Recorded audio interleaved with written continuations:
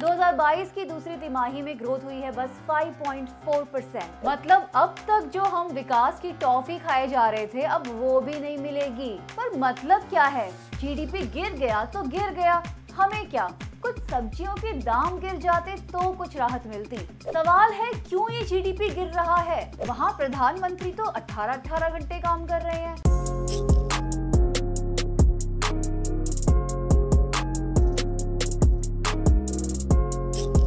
Guys, बेरोजगारी और महंगाई से छुटकारा मिला नहीं, अब ये जीडीपी भी गिर गया है। कहा तो मोदी जी मई के एंड में 8.2% इंक्रीज की उम्मीद लगाए थे, अब तो ये आरबीआई के 7% फोरकास्ट से भी नीचे है। 2022 की दूसरी तिमाही में ग्रोथ हुई है बस 5.4%। मतलब अब तक जो हम विकास की टॉफी खाए जा रहे थे अब वो भी नहीं मिलेगी। एक्सपर्ट्स कह रहे हैं कि नेक्स्ट क्वार्टर भी ज्यादा बढ़िया नहीं होने वाला है। तो क्या गिरता हुआ जीडीपी डूब ही जाएगा या हमारे फोरकास्ट में ही दिक्कत है? आज के एपिसोड में इसी जीडीपी के उतार चढ़ाव को समझते हैं। क्या कहेंगे आप? देश की विकास दर का जो फिगर आया है वो बहुत ही चिंताजनक है। 2024 के लिए आईएमएफ का फोरकास्ट था कि इंडिया की जीडीपी 7% की रेट से बढ़ेगी। आरबीआई का भी यही कहना था, पर जीडीपी ने दोनों को धोखा दे दिया। अप्रैल जून क्वार्टर में ग्रोथ रेट 6.7% रहा और जुलाई से सितंबर के क्वार्टर में बस 5.4%, जो कि पिछले 7 क्वार्टर्स में सबसे कम है। पर मतलब क्या है, जीडीपी गिर गया तो गिर गया, हमें क्या। कुछ सब्जियों के दाम गिर जाते तो कुछ राहत मिलती। जीडीपी या ग्रॉस डोमेस्टिक प्रोडक्ट या सकल घरेलू उत्पाद किसी एक साल में देश में पैदा हुआ सामान और सेवाओं का टोटल वैल्यू है। इनकी ही आकलन से हम पता लगाते हैं कि देश की आर्थिक स्थिति कैसी है। ये लगभग ऐसा है जैसे स्कूल का रिपोर्ट कार्ड, किस सब्जेक्ट में कैसा परफॉर्मेंस रहा इसका एक रिकॉर्ड।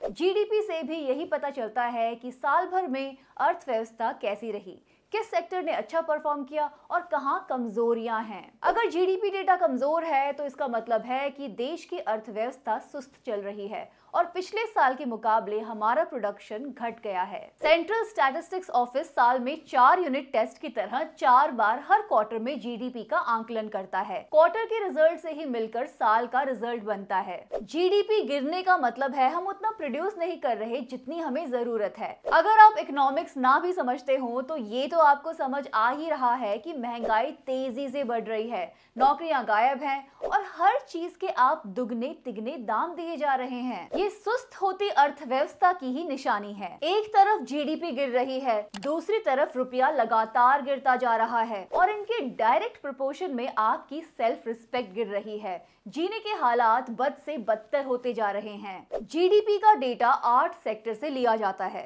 इनमें manufacturing, agriculture, mining, electricity, hotel, real estate, insurance, construction, trade and business services शामिल हैं। जीडीपी गिरने का मतलब है कि इन सेक्टर्स की हालत भी खराब है।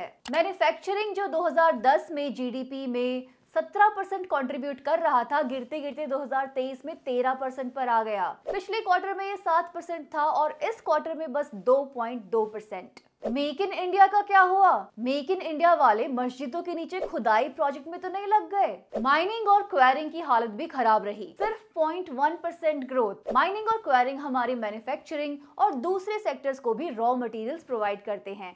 इनके गिरने से कई सेक्टर्स पे बुरा प्रभाव पड़ता है। गिरती हुई जीडीपी का थोड़ा बहुत भार कृषि सेक्टर ने संभाल लिया। यहाँ ग्रोथ रेट पहले क्वार्टर के 2% से दूसरे में 3.5% रहा। जीडीपी कम होने के साइंस पहले से मौजूद थे। डेटा कह रहा है कि मिडिल क्लास का साइज कम हो रहा है, मिडिल क्लास सिकुड़ रही है, उनकी सेविंग्स 5 दशकों में सबसे कम है।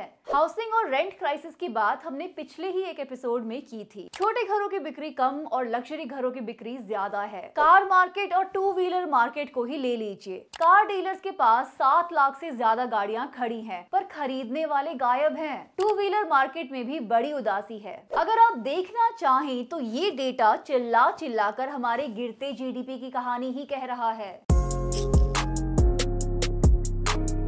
सवाल है क्यों ये जीडीपी गिर रहा है? वहाँ प्रधानमंत्री तो 18-18 घंटे काम कर रहे हैं, फाइनेंस मिनिस्टर ने चिंता में लहसुन प्याज खाना छोड़ दिया है, पर ये जीडीपी है कि कमबख्त गिरता ही जा रहा है। चीफ इकोनॉमिक एडवाइजर वी अनंता नागेश्वरन का कहना है कि वेजेस में ग्रोथ ना होने की वजह से लोगों की परचेजिंग पावर कम हो गई है और इसी का एक इम्पैक्ट है जीडीपी का कम होना। रियल वेजेस कोविड-19 पेंडेमिक से पहले ही गिरते जा रहे हैं या फिर स्टैग्नेंट है, तो जाहिर है कि इससे लोगों की परचेजिंग कैपेसिटी कम हो गई है। लोग जरूरत की चीजें भी नहीं खरीद पा रहे हैं।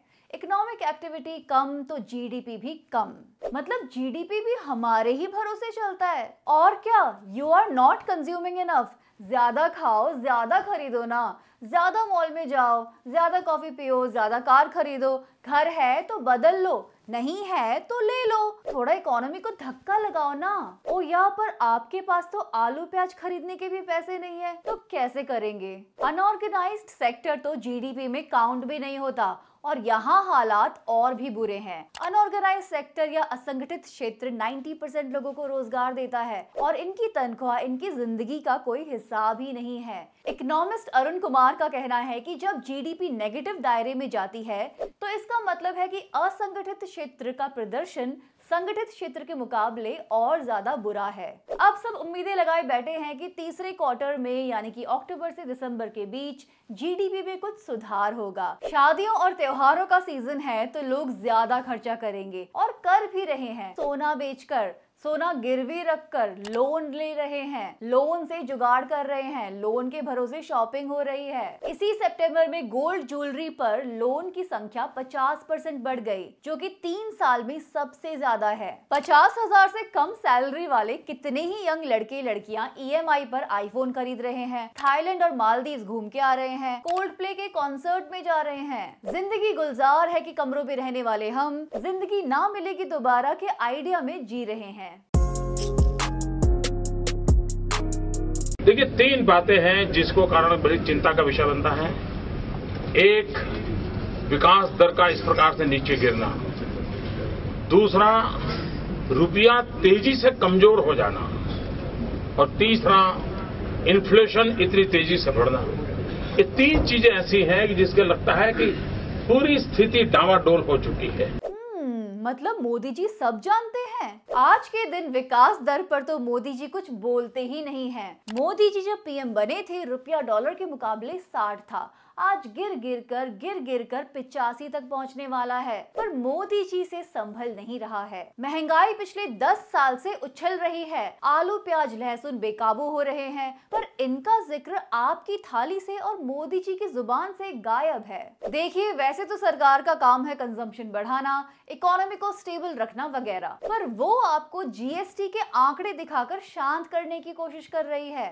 अंबानी का चैनल आपको बता रहा है जीएसटी से भरा सरकार का खजाना। अगस्त में 1.74 लाख करोड़ रहा जीएसटी कलेक्शन। हेडलाइंस पढ़कर ऐसा लगता है कि क्या बढ़िया चल रहा है सब कुछ, पर थोड़ा स्क्रॉल डाउन करेंगे तो पता चलता है कि जुलाई की तुलना में जीएसटी कलेक्शन में गिरावट आई है। जुलाई 2024 में सरकार के खजाने में जीएसटी के रूप में 1.82 लाख करोड़ रुपए आए थे। मामले का एनालिसिस तो दूर, कंपैरिजन तक आपको पहुंचने नहीं दिया जाता। ट्विटर पर विवेक कौल ने दिखाया कैसे अगर हम इन्फ्लेशन को लें तो जीएसटी कलेक्शन में वृद्धि नहीं बल्कि कमी आई है। इस ग्राफ में आप पिछले 2 साल के जीएसटी कलेक्शन की ग्रोथ को देख सकते हैं।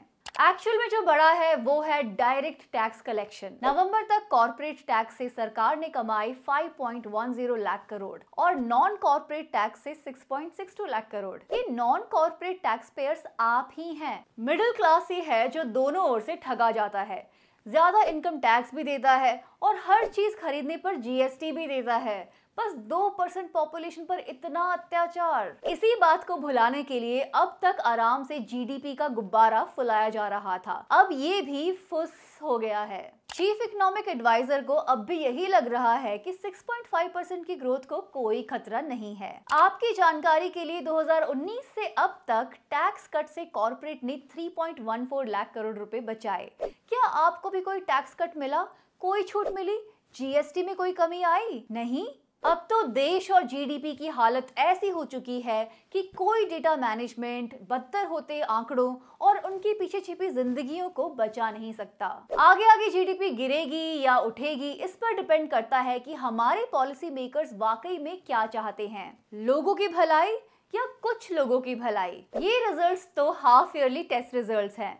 फाइनल्स में क्या होता है जल्द ही देखते हैं। Thank you for watching Crackonomics. क्या जीडीपी की तरह आपके घर का बजट भी गिरता ही जा रहा है?